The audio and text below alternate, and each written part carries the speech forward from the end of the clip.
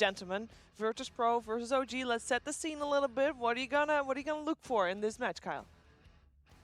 Some excellent Dota, of course. Yes. What else would I look for? I don't know. Well, That's why I'm asking. I'm not sure. It's tough. I sometimes get the chance to see into the future, but it's usually just about results, not actually how those teams will find said wins or losses. Okay. But I would favor VP like 4-1 personally. What? Oh, that's very heavy, Grant. I think OG's group was easy mode. I think VP is a little bit favored, but I think like these two teams in the upper bracket, like they're both extremely strong teams at their highest of highs, but they both looked pretty rough in groups, right? Like VP almost falling to Beast Coast, OG. They like take these first Raxes versus OG, but can never like finish anything off. But I definitely favor VP. But I think, as you said, like it's going to be another bloodbath because both these teams play definitely a crazier style than like the Secrets, the EGs, the LGDs. Yeah, it is an interesting matchup, and it should be a very fun matchup regardless of the result, for sure. Of course, both of these teams also record holders as to who has won the most majors. It was OG up until recently with 4 majors won, and now VP has 5. So, you know, they're just looking to get tied up here for at least for OG if they get the victory here. Yeah. And VP wants they want to stay on top. Yeah, but know what I love? I love that we're finally getting some stable teams at the top. Like you can actually root for some teams finally. Yeah. It's not just going crazy. Like you actually do have like these 8 teams that are just awesome, and you know, watching them play every major is pretty sick. Yeah. For us. Yeah. The other 8 teams. Yeah, you know, brothers are like, oh man. Like, I'll save it for the next panel, but like you got Beast Coast Complexity playing. Yeah. The winner gets to play PSG LGD. How exciting! Yeah. You know, okay. Oh, God. So I feel like in a major such as this, we got 16 teams, world's best 16 teams, right? And that is big. That is those are difficult opponents, and only one team can win. So there's gonna be a couple teams that don't. 15 teams are gonna lose. And you know what? I wish very disappointing. Yeah, I wish it was more like American public school where everyone was a winner. We all get our participation trophies, and all 16 teams are winners. I remember. I'll never forget Little League. We finally won. Okay, I was so hyped. Yeah. Like 3 years, we lost. I mean, look at the trophies. They're all the same size. They're the same thing, except mine says first at the bottom. But no one will ever read that. No. They don't care. Why don't I get a bigger trophy? And Just that's why I'm kidding. I love watching 15 teams lose and only one be the best. But that feels so good. That is why we love watching. Exactly. Like that's the whole thing of not just esports, but like any competition that you're watching. That's why it's fun to watch. Exactly. Also, again, reiterating, in group stages, both these teams had a bit of a rough start. Yes. But OG, not sure what they did to prepare, but I imagine it was quite extensive. VP did a wine and cheese tasting until 3 in the morning, all right? Ooh. They phoned it in a bit during group stage. That's their MO. Yep. They have fun. I think that this matchup for me is more about the just completely polar opposite ways these two teams approach Dota 2. VP has fun. They goof around. Hey, like, I would say OG now with the TI win under their belt, they're also a lot more relaxed than what they used to be. Sure, but they just work much harder, I guess. Sure, but they work like differently. They're more structured. Yes, I would say that as well. I'm curious about this Drow. Is it just going to go through? VP has shown they don't mind playing against Drow every game, single time. Yeah, they played it once and they played against it 5 times, never banning it, and looks like it's going to go through here. So. And OG, when they beat Fnatic 2-0, they ran Drow both games. So I think that we could very easily see a scenario here. I would imagine OG leave Drow in the pool and pick something like Wyvern that helps deny it, and then look to take it second if VP chooses not to go for it. I don't know if you want to first pick Drow when VP have proven, like, we'll play They'll beat it too. Yeah. We'll beat it every time. Except for the one, the Beast Coast game. But that was like such a weird sequence of events. They like one-on-one, like just died. They bought back, they died, and then all of a sudden they lost the game. Man. What else? They're using a lot of their time actually on this one, and they ban out the Pango. Okay. I mean, we've seen it in the off lane. We've seen it at the 4. Jarex loves that here. And it also means that OG would probably have to ban Brood second phase. VP could theoretically look to go right away, and that's sick. That's a VP in a nutshell. They were obviously ready for the Drow. I mean, we knew, right? They knew for sure.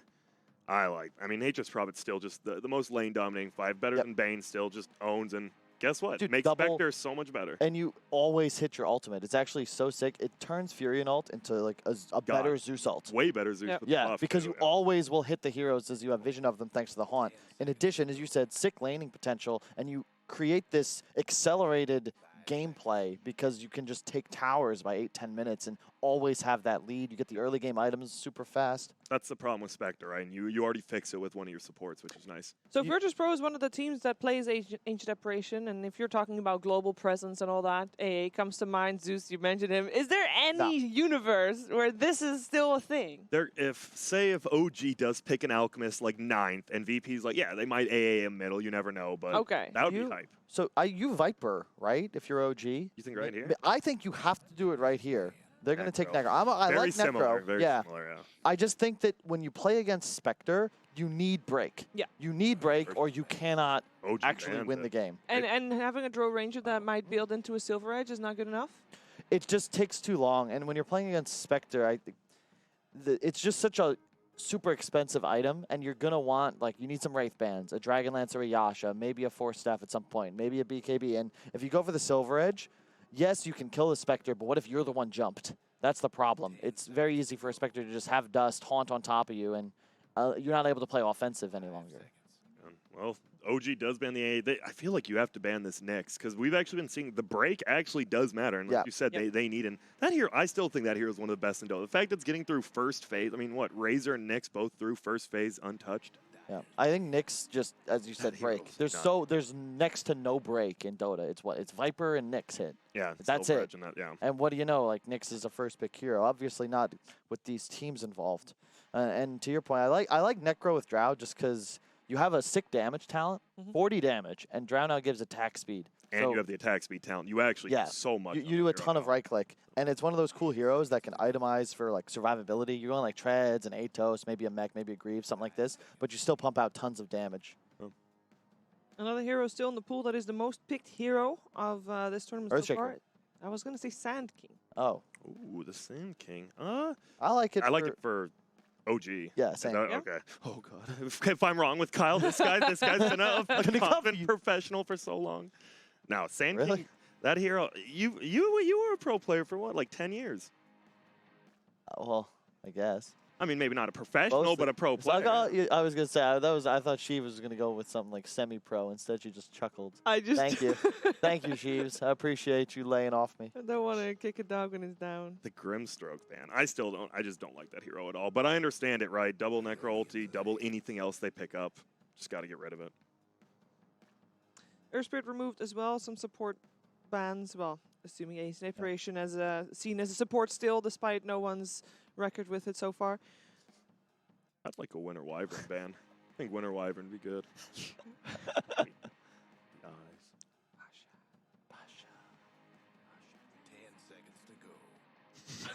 And just, he's like in the zone, and Jake's like, "Please, I need a hero." The thing that I feel like we should discuss as well is like OG has so much more on the line in this series and in this tournament. They really VP has already been guaranteed TIs for like since last major. Since like the first major. They've been top 2 at every single one.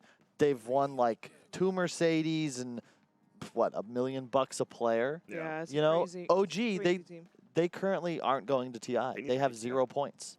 No, they have like 50 points. A couple, yeah. I mean, and you only have this major, and then you have the next minor and major, and that's it. It really is. And unless EU starts getting slots, I'm not sure that winning the qualifier, even as a team as good as OG, is not guaranteed. 4 European teams are in the upper bracket this tournament. That should say enough. You know what else should say something, Sheeves? What? That a certain analyst on this panel tweeted 2 months ago that maybe it was time we recognized that Europe deserves 4 slots. I got a lot of flack for that. Say my name. A lot of flack. It was you. It was me. Yeah, it was me.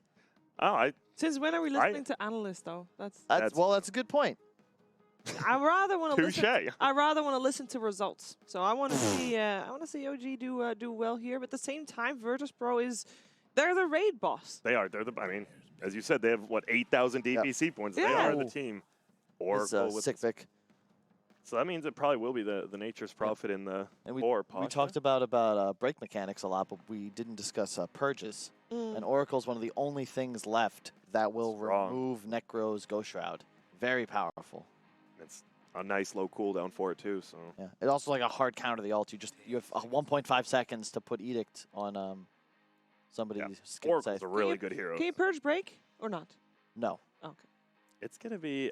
Oh man. However, if But you can obviously save the if- person that is getting broken. So for example, Oracle in this case, if OG still gets a break hero, he can still save Spectre. Yes. Yes, and it's BKB also prevents break, but I don't believe you don't remove it. Yes, correct. So I knew that one. This Oracle though, I mean, you have the save. It kind of denies too. I honestly think OG might have taken it right. Like Oracle with Drow Aura and lane is someone who can actually go up against Nature's Prophet and stuff like that. And you need to save. If you're playing as a Drow Ranger, you do need to save. And I think you're gonna have to get something like Venge if you're OG. yeah, but I think that they would have loved Oracle. To your point, like Wyvern, Dazzle, these heroes just aren't nearly as good, especially against something like Spectre. And Oracle just also has so much magical burst against heroes like Necro. I figured. With Earth Spirit Band, like, Shaker's just too good of a hero. Whoa, instant pick. The Sand King, there you go. There you go, The Sand King and the Earth Shaker, the two. They probably are the top two, and you both now got your initiation. And I like a Core Prophet. I think you're right on that because I think we were talking about it with Fog just before, how, like, we like the item build Furians are going, but it's almost like you need to be 3 to get the items fast enough. The Spirit Vessel specifically, the Glimmer Capes we've seen Vlad's picked up, but just Treads Vlad's Spirit Vessel is like so value. These are the best items in the game right now, and you have them by 15 minutes. And I mean, some teams have been going back to just full kit, right? You don't mind. If you have a Spectre Nature's Prophet, you can pick whatever you want as VP, because Furion is one of the, like, hardest scaling ones, right? You can Orchid the high attack speed. It's crazy. He does a lot of damage. And I'm definitely leaning heavy VP at the moment. I think it's predicated on them crushing lanes, but I think that there's literally nothing OG have for the Spectre at the moment. I think he goes like some Manta Diffusal and just they're gonna just fight constantly. They'll have a blink faster on the Sand King than OG's Shaker. They should have a stronger laning composition, and it's this Oracle. This Oracle like just changes the game, right? Because even if you get this initiation from Earthshaker, a silence from the Drow, as long as Oracle gets the ulti up on Spectre, she will not die. Pretty much. But the Ab, I do like Ab, and OG is one of the few teams still running it. You know, still a very strong laner in a way where you just run at people. But not against Prophet. Like of all the heroes you don't want to lane against, I'd say no armor. You're already wasting your HP. Exactly. You have no armor. You're not able to buy a shield the way No-Tail plays it. And you're going to have creeps running at you at all times. Prophet's going to be hitting you with the Blightstone for like more than pure damage. Can you not change your lanes and put him somewhere else? I think VP might change with you, right? Because they have the Nature's Prophet, yeah, so you it's can a lot always change easier once to more. change. Yeah. I think that is going to be tough. I don't think Abaddon +1 can survive against a tri-lane either. That's the other thing about Prophet is that you have no problem 1v2ing in any scenario where OG have a safe laner in one of these supports. Well, Sebastian plays Necrophos and he can solo lane. Right, and then you tri-lane. Tri-lane with what? Drow, Shaker, Abaddon? That doesn't sound that doesn't sound very good. You just can't tri-lane with an Ab, I think. Yeah. I do like, I mean, at least with the Earthshaker, right, you're always going to have a lane in your favor, and I think that's what they're going to be on. They're going to be like, we gotta win one lane, whether it's the Drow or, I think, their last pick. Dude, you know what would be sick for VP? Sniper. Why? Well, let's see what OG They have no reach. You can't actually get on top of Sniper. You can Fisher. Perhaps get a Blink Dagger. On who? Or Shaker. But that takes a long time. You're playing against Spectre. Yeah. You're still having a last pick. Thompson's hero is going to be the end-all be-all, and it's going to be turning around the game and the draft as we see it. Monkey King would have been so good. Good ban. I agree. And it's counterintuitive, right? Because they have a Drow already, but I think it was certainly the right choice. Only 6 seconds left. I'm going to go with Invoker here. You got to do something crazy, I think. That's not against crazy. Oracle, man.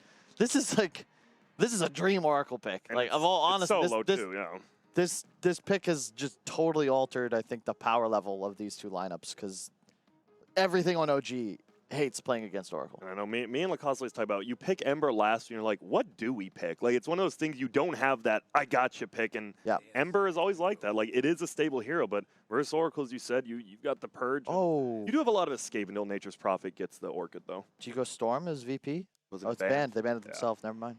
I'm trying to think of what they'd want here. I mean, you could also, it depends, right? Because you could do Nature's Prophet mid. We saw HFN did it and had 1,000 GPM, so definitely doable. Definitely. 988, I shouldn't, over-credit him. Something to increase tempo. You want to be able to outlane the Ember? We had Could no one DK? play Lone Druid as well as Troll and TA this turn. Wait up. They're doing the middle Oracle. Just kidding. I did see some of the teams were playing it middle for a bit. They do the Invoker, and it's going to be Quas Wex versus Ember, right? Oh my god, Yeah. like they're just And VP the Necro. At 10 minutes into the game, they're just going to be everywhere on the map. They can play with so much pace. Like, OG at a point wins this game, but I'm just so afraid that their supports will have 0 game impact, and they don't have a core other than this Ember Spirit that'll be able to rotate lanes. And it's so simple for a Quaswex Invoker to just counter gank. Okay, Ember's got nothing like doing. Thompson has to go absolutely off if they're going to win. Yeah, and usually, you know, you always say stuff with a lot of conviction, but I agree with you for the most part. Like, VP's draft seems a lot better, but as you said, if you get to that late game, the Drow, it used to not be the greatest late game here, but now Drow 6 slot is like one of the scariest, best level 25 talent in the game, probably. Yeah. I think if they somehow, like, fight off and don't let Ramses be a top 2 net worth at 20 minutes, they have a chance, but I heavily lean to VP. All right, well, we called Virtus.pro the raid boss just a moment ago. Let's find out if OG can make a dent in that raid boss in that first game, or if VP is indeed going to run away with that 1-up in this best of 3 series. Let's head over to a commentary team of ODPixel and Fog.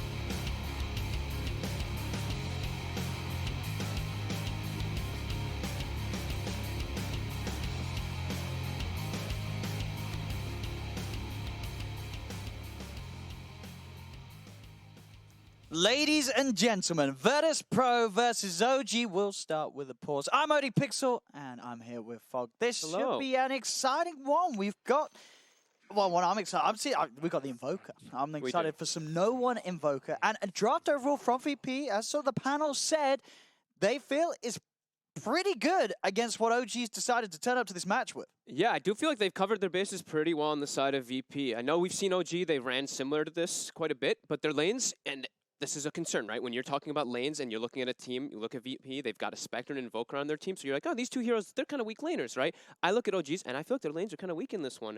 I feel like they're getting pressured so much from this NP. I think Oracle was a great pick here. So I think if OG does okay in these lanes, I think their mid-game team fight is still pretty strong, right? You look at VPs, and they can kind of suffer a little bit inside the mid-game team fight unless Invoker has a pretty good start, which I think he's going to do Quas Wex, so he should be able to fight okay around that mid-game too versus OG, which, I mean, it's a Quas Wex versus a Necro and an Ember, potentially. If he does go for this build, he's gone for the exit at the start right now. He might go for, like, you know, that, the 2-2-2 or the 2-0-2, and then you decide how many points you want to put in Wex afterwards, maybe 4 points in Wex there. But, yeah, it's a very good game for Tornado because you can dispel the Ghost Shroud. EMP as well is very strong versus Ember. Well, we'll see how OG's going to start off in terms of their positions with the lanes. At the moment, you have the Shaker, the Drow, and the Ember coming down towards that bottom rune to start off for the fight. They know that it's going to be the Spectre here on the safe lane, so maybe feeling that they could go for the 2 runes down here. We'll see if they do try and contest. And for now, Seb on that top lane, Necrophos all on his lonesome. Abaddon is there to start with. We'll see how much he sticks around. Does depend what VP send up against it, and it is just the Sand King up top for now. Yeah, pretty rare to see this actually being done. Is Roger playing the NP, by the way? Usually it's solo or Pasha. Yeah. It's a Roger I don't know the precise numbers on how many times we have seen a Roger MP, but it cannot be a lot. I can't think it's that many. Just because the other two like tend to play it the majority of the time. So it's a pretty interesting change up here. I mean, why do you think they did make that change up? I think solo is just much more comfortable on the Oracle, right? He's gonna be able to play this when he's played it so many times, and yeah, I'm not sure. I think they're still going to farm prioritize on the NP, but it's an incredibly good Oracle game, just like the panel was mentioning. I mean, he's great versus the Necro, he's great versus the Ember in the aggressive potential, but in the defensive potential in this game, I mean, Fate's Edict alone is insane to block out both of that Necro and Ember's damage. So let's see how these lanes are being set up at the start. As we said, you know, Seb and Noto will be the ones starting top, and they're having the Drow and the Earthshaker down bottom.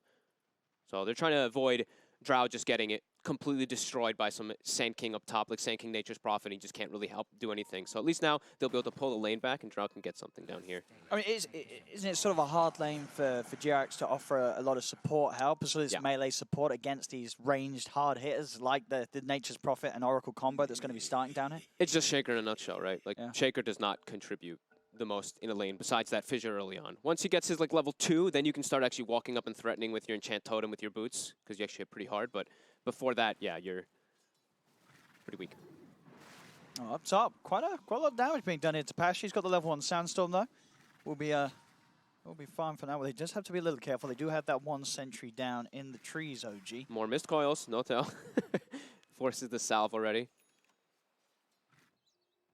And I mean, what sort of time do you expect to see VP start to stray away from having the 3 down? Like, does the Prophet need to go top and sort of sit side by side with the SK, or do you just try and leave that SK on his own for as long as you can get away with? No, I think they're going to start moving around. They're going to move around Roger pretty soon. Maybe as soon as he hits level 2, he can just start teleporting. Just right now, zoning Ana. I think zoning your Drow range, zoning the enemy Drow Ranger, and giving Ramses full free farm is probably the most important thing. So unless a tri-lane situation happens, you might move your supports. So right now, No-Tail actually goes bottom, and immediately Solo actually ported to the top lane at the same time. So and with that in mind, they're going to get the block off on Roger. With this movement down bottom, they've got that extra bit of punch from No-Tail, and JRX gets a brilliant angle to shut off the Nature's Prophet escape. Yeah, and this little lane switch that they kind of did, I was a little worried that they might get a bit pressured because that Shaker can't actually help too much. So Necro's actually getting the farm at least. Drow only 2 last hits, but gets a kill. Yeah, we'll see if that does allow Ana to get his farm back on track with that backup now of the 2 supports in the area. The mid lane matchup as it goes, no one versus Topson, 10 for 3, 9 for 3. Pretty even between the 2 of them. Topson does have an extra wave though ahead to farm underneath the tower, so we'll be a couple ahead of no one in CS. Seb's farm should start to slow down a little bit up top. He was 10-4 before. I think he's only gotten about 1 in the next like 2 creep waves just because they brought Solo up here. So there's actually a little bit of threat. Even though he has boots, when you're stepped up this far away from your tower versus these double disables, you have to be just a bit more careful for yourself on this Necrophos. Yeah, well, so he's got the couple of Fairy Fires and does still have that salve yet to have been forced to have used it in the lanes. A decent amount of regen to deal with the harassment that is going to be there. JRX body blocking a Forge Spirit down bottom to make sure Topson get the rune, and he does. Okay. That was, I mean, a funny, yeah, look at that tip. He actually just literally body blocked it the whole way toward the bottom lane. An important thing to do, I mean, yeah, especially when you're landing against that Invoker, you know that no one in particular is always going to be after denying those runes. Yeah. I'm really curious. I'm going to be watching which skill builds no one's going for. Because right now it is the 2-0-2, and then we're going to see how much, if he chooses to vary. Because he does have Sand King also to set up for Sunstrikes around the map. They have global potential with NP and Spectre, so there is still the chance that maybe he does go for that more in the Exort, even though it does look like such a strong Quaswex as the panel talked about too. We'll see No-Tail deny himself once more. We'll see which lane he does decide to return to on his respawn. Oh, he has a lot of items at base he's got to pick up. No-Tail, all right, which one's he getting? He's getting a bunch of Wraith Bands. Looks like he's going to go to the Drow's lane then. Okay, returning back to bottom. I guess they feel, yeah, Seb, he's doing fine up here against the 2 of them. Sure, there is that kill potential between the 2 members of VP, but Seb, he's still able to CS away very freely. 20 for 6, top of the board, and getting away with it. This solo XP for the Necrophos is going to be the bit of the dream mid lane. JRX, another beautiful Fisher blocking off no one. That's going to set up for the kill on the Invoker. The lane where the CS was pretty even is now going to be set ahead in favor of Topson. It's JRX making the plays down bottom and in the middle. You know, it's one of his best on the Shaker, and he's certainly showing that he's turning up today.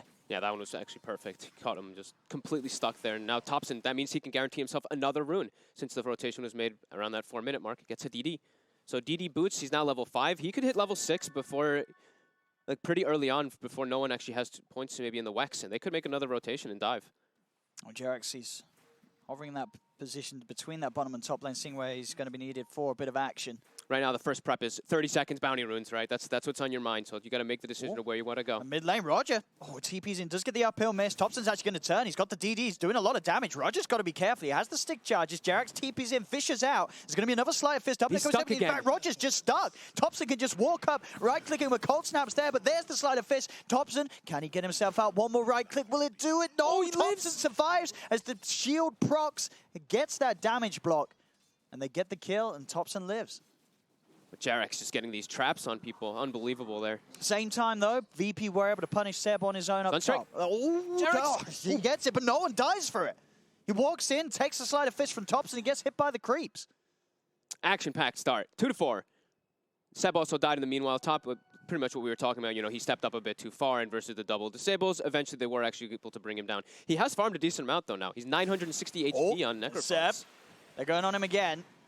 See if they can do it a second time. Pasha, looking for the body blocks. They're very nice. The Purifying Flames nuke. Seb's trying to hide. He's got the Ghost Shroud. Sunstrike is there, but it's off the mark. Seb, with the fancy footwork, making sure that he doesn't walk in a too obvious position, but it doesn't matter anyway. VP still get the kill. Burrow strikes there from Pasha. A lot of killing potential between these two heroes. We'll see if Seb does return here on his own at the moment. Jarex is walking top, but that lane proving to be a bit of a death trap for this Necrophos when he's alone. It's just so much magic damage. Like, he pops his W even for a second, and you see Sandstorm. It's an ability that does, you know, 70 damage per second on top of Oracle's nukes constantly. So, yeah, we were talking about how he has to be a little bit careful of his positioning there. Stepped up a bit too far. So now we see the 2-1-3 points on no one. So he does have now starting to get that point in the Wex.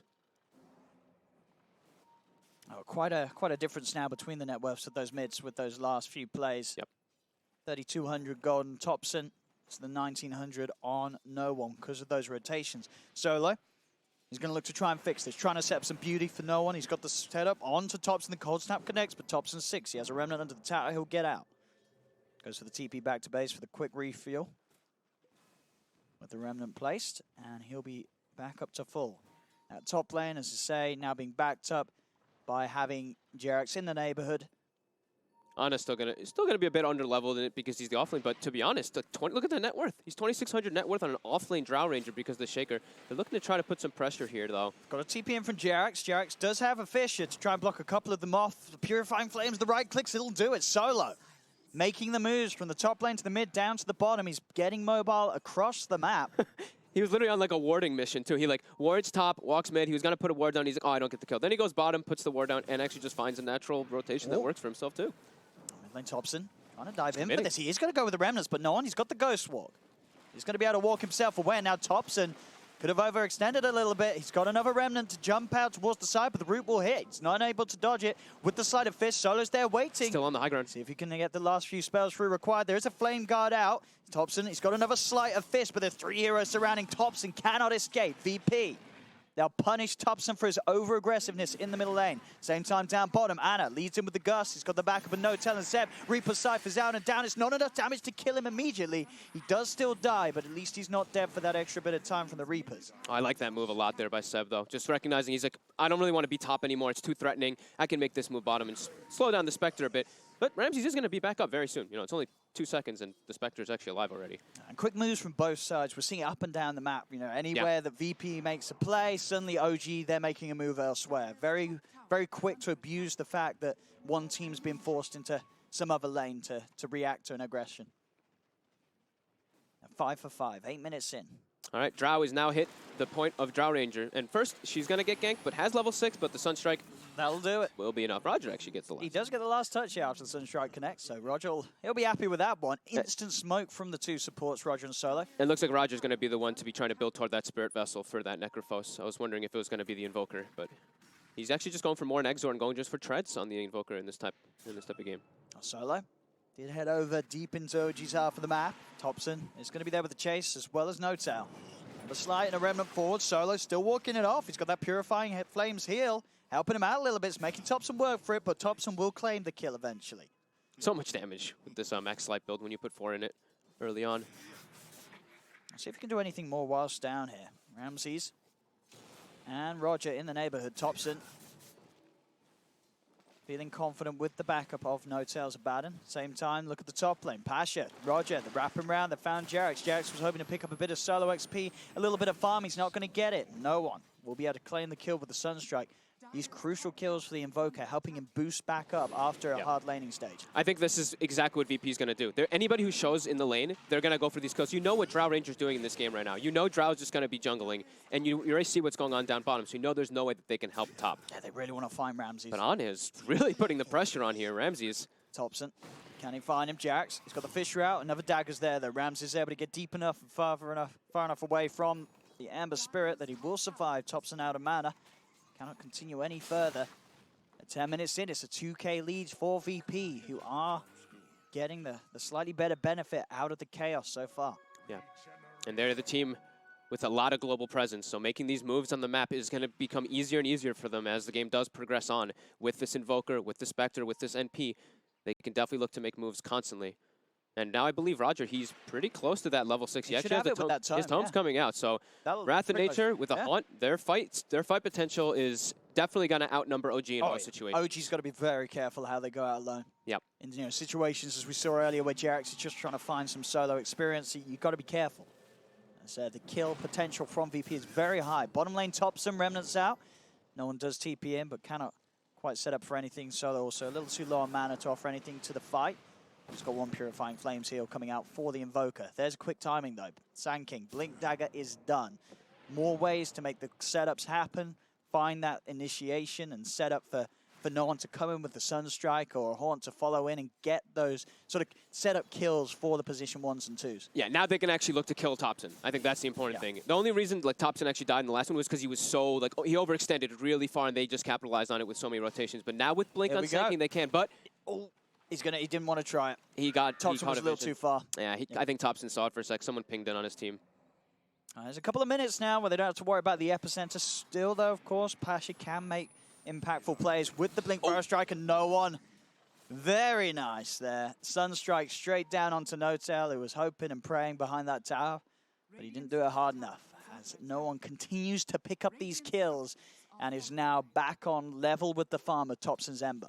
Yep, level 9 as well. Already has the point booster if he wants to pick it up after that stretch. So yeah, completely enabled. Ana during all this has been, just quietly farming. Drow also just top 2 net worth, hitting those Ancients. Now we see VP's trying to make the moves. This is a deep move as well, behind the tier 2. Solo and Pasha out on the hunt. They know that Drow's going to be jungling. It's what a Drow does. There's the setup, there's the catch. No one, again, these Sunstrikes, he's the one getting that goal, getting involved whilst he's able to hit creeps elsewhere on the map. The dream for the Invoker. As now with that kill, that pick off, VP can put some pressure onto the tier 1 tower mid. Notel and JerAx are going to be there to try and help out, but on the back, Solo, he's straight in onto JerAx. The Purifying Flames bringing him down low. The Aphotic Shield from Notel will keep JerAx safe as JerAx, Seb, and Notel surround Solo. Solo still alive, finally falls as they are forced to use the Reaper Scythe upon him. Topson's going to try and chase down for more, jumps in with a Sleight of Fist chains, only connects onto Roger. So no one and Roger will be able to walk back to safety as a pair. Topson's still trying to chase. I mean, he's got lots to still fight with. The Aphotic Shield on him, a lot of mana to continue to play with. He's going deep behind the tower. Another Slight. He's looking for that easier kill of the support. He's on top of Roger. The Disarm Deafening Blast knocks back the Ember. Slight won't do it. Roger's able to TP out. Topson will jump up to the high ground. Doesn't get the kills. He's really trying to force something because VP, when they ganked that Drow Ranger in the last situation, they used everything, right? They used the MP ult, they used the Spectre ult, they used pretty much all of their tools, and they even had this, they knew the Sand King ulti was used down bottom, so they were trying to punch back in the meantime there. It's actually a bit surprised that VP went for the dive past the tier 1 there with Solo. But OG unable to really get anything besides that kill, but it's still very even game. They're keeping up at that top. Look at all 6 cores in the game. They're pretty much even. Ooh. Roger just pushed himself through the fissure with that Sprout. He's out of there. They can't get him anymore. Roger's going to be fine. But look how close all of the cores are. Yeah, it's insane. It's insane. Bottom lane, they get the jump. Bam, Seb's gone. Now they can definitely look to try and snowball that into more. As now Notel and JerAx have to be on the retreat. Notel, he's the one left behind, surrounded by VP. They'll get another. No, they won't. Notel is able to get the mist coil off. Will deny himself. But still, Seb is dead. Holy, Seb died so fast. He didn't get the hood active off in time, but they jumped him.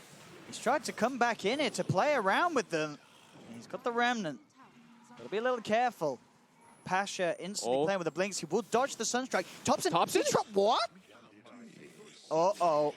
We saw a bit of this Topson the other day where he goes for those plays that the chance of a payoff is very low, and that was certainly one of them. And indeed, JerAx, he's going to be gone as well. No one takes the tower. They take the kill as well. OG crumbling a little bit there. You can't give kills like that, especially not on your Ember Spirit after having such a good start, right? He was 3-1-1. His last is a little low, but he tried to dive forward for the kill on a solo, and he put himself in such a dangerous spot. And he knows the Pasha's there, and he knows the Pasha's got a blink. I mean, they're right front. He was right in front of him. He was literally just standing right next to him. And even then, he could have he almost got caught by a Sunstrike too. That was a couple over-aggressive plays there coming out from Topson. As we see VP, I mean, they're probably feeling pretty good about themselves. No one is pretty much 3 components of that Aghanims already now. Yeah, this is scary. It's Invoker. He's gotten away with going the Exort build too, because he has those Sunstrike setups on the map. He opted to not want to go for that Quaswex, which is it's really cool. And Roger getting closer to that Spirit Vessel that we were talking about. Now though, they will at least OG get themselves a tower, which is much needed right now. They need to get themselves another item onto Seb so he can actually try to survive this burst damage, because the hood was not enough. He needs to get a little bit more and have he needs to have No-Tail like right next to him when he does get initiated on like that too. I mean, with the Veil, they can just kill anyone on the map, really. Yeah. VP. So much damage. So much damage. Yeah. And OG need time. They need Ana to get that space, get those items on the drought. And even if he does, VP, they've also got that half armor, Spectre, Ramses. He's chilling. Yeah, they've got the solution, right? They've got the Spectre not only versus the Drought, but also versus the Shaker. You know, when you're playing Shaker versus Spectre, you have to be quite cautioned whenever you do pop, whenever there's a Haunt Pont. They will find Solo blink off. a little far ahead of everyone else on his own. So they'll take the free pick off onto the support. That was a bit of a usage of the smoke, and they won't actually get anything more with it by the looks of it. VP able to play pretty safe. Ramses is alone on this triangle area, but OG aren't going to head that deep. They're still focused around this mid lane, mid-tier 1 tower. See if they can get a jump on anyone behind it. No one. Lots of vision. Hidden. Lots of vision down here. No one is not on the most mana right now. Only 285 on the Invoker. Pasha is set up. He does have the Epi as well. It's Pasha. He is going to jump forward. Doesn't get the connection onto Topson. So Topson will be able to walk this one off. That is the epicenter down on the Sand King. Topson, he's still trying to fight back. Gets the chains onto the 2 of them. Borrowed time going to be popped very early by No-Tail. Can OG get this fight going? Pasha has been separated from the rest of the team with the Fisher, but he's got the Burrow Strike. Gets himself out to safety. Topson commits. The false promise is there for no one. Silence onto the 2 of them. Reaper Scythe down. That's Solo dead, but now Ramses, he's ready to turn things. Goes on to No-Tail. No-Tail does get the miscoil deny. Ana looking for Ramses, but Pasha's on top of Ana. Deafening Blast from no one. Knocks them back in the middle lane. Jump forward, jump out from Topson. Sleight of Fist. There's 2 dead now. VP 2 for 2. No one. Can he finish off Topson? Topson, he's still got a chains. Will hold back the Invoker. Rogers here as well to try and help look for the Ember. The Tornado's going to be off the mark. Another slight back in from Topson as he dances around on the edge of the fight. Will just be the 2 going down on both sides. Well, maybe now more. Jerax Echo there. Sleight of Fist is set up for by Topson. Sunstrike. Oh, so close. And they're actually going to be able to get the tower off of this too on the side of OG. It's getting glyphed, but they should be able to get the last hit on this one here. That was the epicenter, of course, off the mark there from VP, because they actually think they saw Ramses on the left side with the Spectre, so they started going up on the side of OG. Ana did get jumped on by both the Sand King and the NP, but yeah, they were able to be pretty elusive around the fight inside of like those spells. Like the Deafening Blast and the Meteor didn't really connect on too many. You could see no one was a bit reluctant on throwing some of his spells, because like you said, he was low on mana at the start of the fight, so he was holding his Tornado Cold Snap. It was a little bit tough, and he was so close to Aghanims before the fight. And I think No-Tail also denied himself in the fight too, right? He did get the denial. So yeah, well, pretty good fight for OG. 2 for 3 it ends up, and yeah, OG only really giving up 1 kill. It's the kill on the Drow, but they do get those 2 core kills from VP, both the Sand King and the Spectre going down in that engagement. Yeah, look at that. They killed Solo twice, right? Yeah, I guess, yeah. Because he was straight back in. Yep. But still, overall, it's a 1K lead for VP. Very close game, 17 minutes in. Yeah, this mid-game timing now for the Necrophos we were talking about, he gets this next item, that's where they're going to be able to group around him a bit more. He's going to have the mech. So that's going to be a bit of a difference maker when you look at the side of VP. They don't have a mech carrier for this game, unless they want to build it on like the NP or something, or the Sand King in some later stages, which I don't think will be the case. They're not going to have that matching healing component that OG will have inside the team fights, be it the pipe and the mech or just the mech. And who's building the Spirit Vessel this game for VP? It was Roger. He had the urn a while ago. Yeah. Yeah, oh, he's very He's close. got it finished, He's got it. So yeah, Spirit Vessel is going to be there for the next fight. So I'm just going to do a lot against these heroes with like the Necrophos. Yeah, and he doesn't have the Greaves just yet, so he's going to be about 1,800 gold away from that one. So definitely will be susceptible to getting vesseled up in those engagements. There's no one. Yeah, he's going to have Ags finished now too. Okay. So, I mean, that's still big momentum swing there for OG though in that fight, getting themselves that very crucial mid tower out of it all too, and getting nice deep vision too. They got both of these wards down before that fight happened, which allowed them to kind of like play around how they could take the fight. I mean, if you are Jarex this game, because as you say, it's a hard game to sort of play the Blink Shaker with the Haunt and sort of the global potential in mind, do you sort of prioritize the Aghanims a little? I know he has got the Blink still queued up. You think it's, even though there's these spells in the game, you do still go for the Blink. It's just going to be not as smooth and easy of a game to execute the big plays. Yeah, if you're going for Ags, it delays it way too much. That's literally going to almost double the time that you're going to be waiting for it. I think Blink Dagger's just way too useful. Yeah. He can still go for his plays, like he can still blink before the damage comes out. Top. There's another one, passes in. And of course, any sort of lead in from the Sand King will be followed up by that Sunstrike. And at this stage of the game, there's no one tanky enough on OG that won't die to that combo. Yeah, the Veil pickup is really working out. Just being able to, that little bit extra of amplification is really making the difference to burst the Necro before he gets anything off. Because he's dying in the one stun. If he lives the stun, he gets off his Ghost Shroud. He gets off absolutely everything. You need that Veil. Yeah, smart itemization from Pasha. Yeah. But yeah, Jarex can, you can play around the Haunt. You can carry a smoke, if he doesn't have Radiance, you can smoke and you can always avoid the damage coming out from the Spectre Haunt, but yeah. We see a smoke actually coming out from OG in the meantime too, and it's actually spotted by VP on that ward they placed. And no one throws a quick meatball out to try and clear the wave. They will use the fortification to keep that wave alive, so they can try and at least attempt to make a play around this push of the creeps. But as you say, VP unlikely to fall foul to any of this movement from OG. Okay, so it is going to be Roger the one who's trying to match a little bit. He's going to be going for a pipe at least for his team. They move to Roche, but no one. He knows what they're up to. Another Sunstrike gives away the info. Epi down for 30, but everything else is available for VP. Yeah, they should still be able to contest this VP.